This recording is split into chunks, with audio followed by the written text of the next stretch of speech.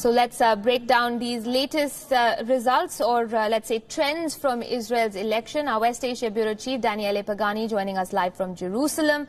Also with me on the broadcast is our Associate Editor Ramesh Ramachandran. He's joining us live from the newsroom. Good morning, gentlemen. Ramesh, to you first. 35 seats it appears for... all right, we're hearing that Netanyahu is leading with 37 now. So the numbers shifting back and forth, Ramesh, but clearly Gantz has given quite a fight to Netanyahu. Does this mean that there's going to be more negotiating power with the allies in the right-wing coalition, and perhaps Mr. Netanyahu is going to have to concede a little bit more than he was hoping to? Indeed, Aisha, if the latest trends are anything to go by, 95% of the seats of the votes have been counted. And as you mentioned, Likud leading at 37 seats. And at 37, Aisha, this is a stupendous performance on the part of Netanyahu's Likud party. His Likud party won just 30 seats in the last elections. So this is a commendable performance. Let's remember that this is a continuous 10-year reign of Netanyahu since 2009. So there is no anti-incumbency at play here at all, number one. Number two, even if he is still tied neck and neck almost with Gantz's blue and white party, the fact that he has the ability to cobble up a working coalition stands him in good stead as opposed to Gantz. Why do I say that? Because his right-wing bloc or the right-wing coalition comprises some parties which are already in the government in 2015 till now. And they include parties such as the ultra-Orthodox United Torah Judaism, the Shas party, the Kulanu party. So he is comfortably well within the, the required number, the 61 mark. And at last count, he was getting almost 67 seats. So that's a comfortable majority. And he can form the government, the coalition government, for a record 5th term. Now, coming to the looking ahead, Aisha, the challenge is there is a bribery and corruption case against Netanyahu. And the Attorney General will share the evidence with his lawyers, and that might take time. But if he is indeed indicted, then he might have to step down. So that's a big question mark on Netanyahu going forward. But that said, the clever man that Netanyahu is, Aisha, he suggested that he will annex the West Bank if he is re-elected for a 5th term. And some say that he might use it as a bargaining chip for his coalition partners. We will annex West Bank provided you pass a law that will give me immunity from prosecution going forward. Okay, so he's clearly marked out what this election is going to mean for his position. Also vis-a-vis those graft charges that he's facing, cases 1,000, 2,000 and 3,000. They've become sort of, a regular parlance in Israel right now. Daniele, but speaking of Benny Gantz, this has to be, I'm just playing the devil's advocate here. If he does end up losing this election, he can walk away with his head held high because he's given a tough fight to Benjamin Netanyahu, a career politician, someone who has, been in the position of power 4 times already, and is somebody who is considered a cat with 9 lives, coming back even after leaving politics altogether to hold the post of Prime Minister. Absolutely, yes. So we have to say that, of course, this is a personal success of the Prime Minister of Israel, Benjamin Netanyahu. He is now on track to be the man who is going to form the coalition. But it is not every day that you meet a man who comes from a non-political background and basically just a few months before the election puts together a coalition with no experience, no political experience to play in favor on his side, and actually nearly wins. And anyway, remember that even if he loses, Netanyahu will have a very, very strong opposition if there will not be the possibility of creating a larger coalition, somehow having also Benny Gantz on board in order to face some of the big problems, of the big challenges that Israel has, one of them being the deal of the century. So yes, he did put up a very good fight. His political career is definitely not at the end. He still have, if he is indeed the second man on the ground, he has 4 years to do a position, and still he will be able, of course, to force Netanyahu to consider at least some of the points that he was advocating for during these elections. Remember, if you win by 37 seats, and even if the entire right-wing coalition has 65 to 67 seats altogether, having an opposition with 55 seats or 56 seats is not an easy thing to do, and it means that they can put up a battle each and every time there is a difficult vote on topical matters. I'm talking about mostly domestic politics. All right. So the challenge then for Prime Minister Netanyahu in the current context is to make sure that the coalition holds, but in the future facing up to a strong opposition with Benny Gantz in the leading position.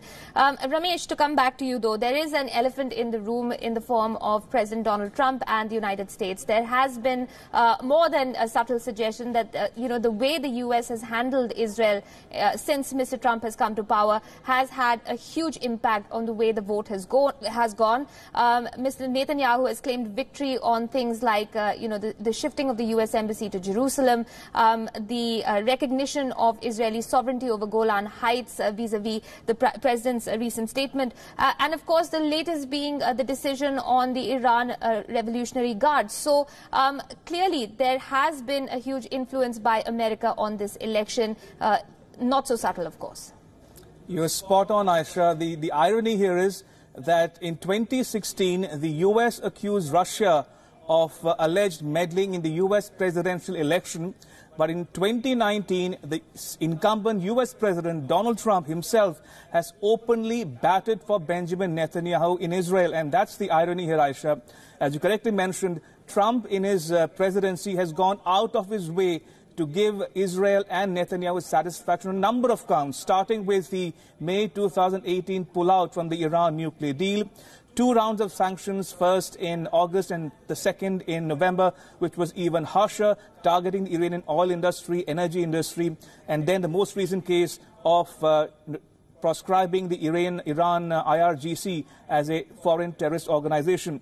And coming to Israel in particular, he has had a pattern in his dealings with Netanyahu. He started by saying that he will recognize Jerusalem as Israel's capital. He shifted the U.S. embassy from Tel Aviv to Jerusalem. He's most recently recognized Golan Heights as Israeli territory.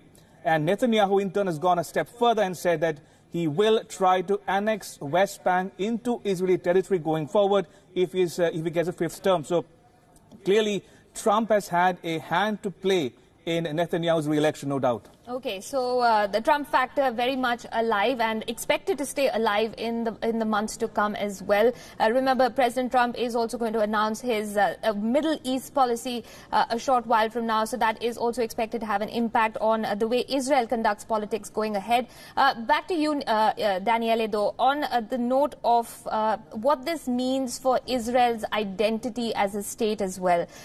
Do we see this vote as a referendum also on the two-state solution, on the Jewish identity of Israel, and where Arab Israelis stand in the future of the country?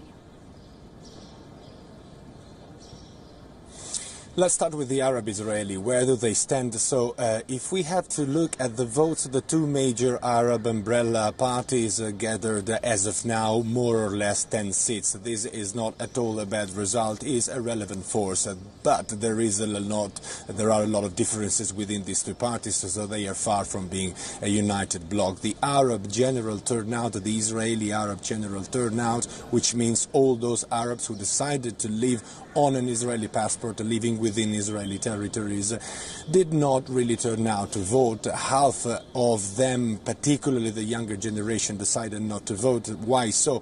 They criticized very much the so-called nation law, which is a law that the Israeli government a few months back narrowly voted for, which defines Israel as a Jewish entity. It defines by law Israel as a Jewish nation. So they felt abandoned, left aside. They felt that they had no say, so they were very much disillusioned.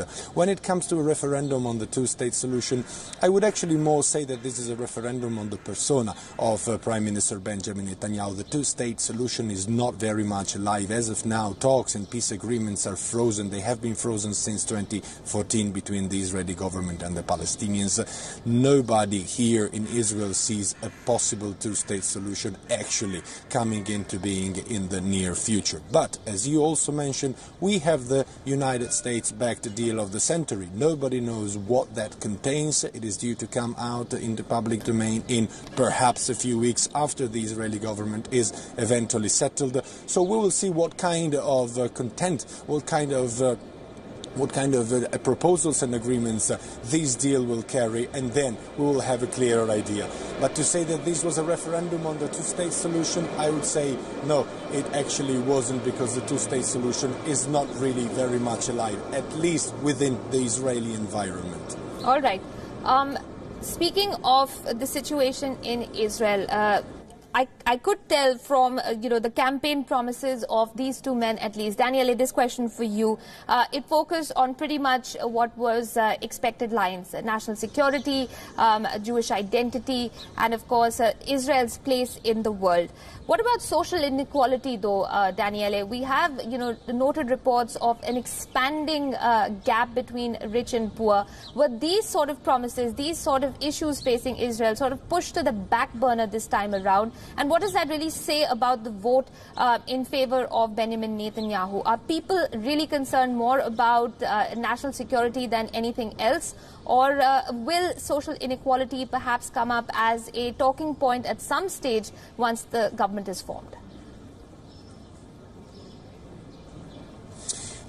Actually, the social security and the growing gap between the richer part of Israel and the poorest part of Israel is widening, but it was not really the major player within the Israeli voters. At least all the people I talked about were much more focused on internal security. Many of them, particularly here in Jerusalem, which is a way more religious city, for instance, compared to Tel Aviv, the capital city of Israel, many were concerned about domestic policy. Many were afraid, particularly from the Jewish Orthodox community, many were afraid that shifting to the left with Benny Gantz was going to hamper their Jewish identity.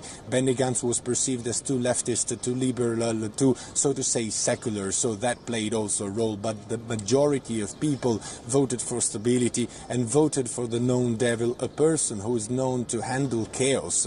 Prime Minister Benjamin Netanyahu has proven to the Israelis that at the end of the day, living in an entire hostile environment, he managed to keep the country safe. The economy of Israel is roaring. The IT sector and the experts in the IT sectors are roaring. Internationally, Israel is a very prominent state. So all these are factors and successes that the people recognize to Prime Minister Benjamin Netanyahu. Social differences, social injustice that did not make it to, so to say, the front page of the Israeli elections, at least this time. Okay. Ramesh, to you.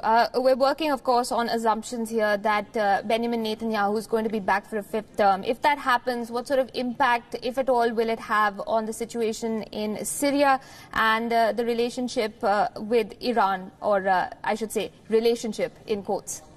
Well, Aisha, as things stand right now as we speak, Netanyahu looks set to get a record fifth term in office. Come 17th of July, he will become the longest-serving Israeli Prime Minister in the country's history, beating the founder of Israel, David Ben-Gurion. And he's already the youngest Israeli Prime Minister ever, and he also holds the record for the longest single term of any Prime Minister in office. So clearly, a lot of distinctions to boot for Netanyahu. But that said, the implications of Netanyahu's win are palpable, Aisha. Not only Syria, Iran, as you mentioned, the wider region at large. Clearly, Iran is in Netanyahu's crosshairs. One can expect him to finesse his Iran policy going forward. Syria, Golan Heights, another issue which he has sought to sort of brush under the carpet by saying and getting Trump to recognize Golan as Israeli territory.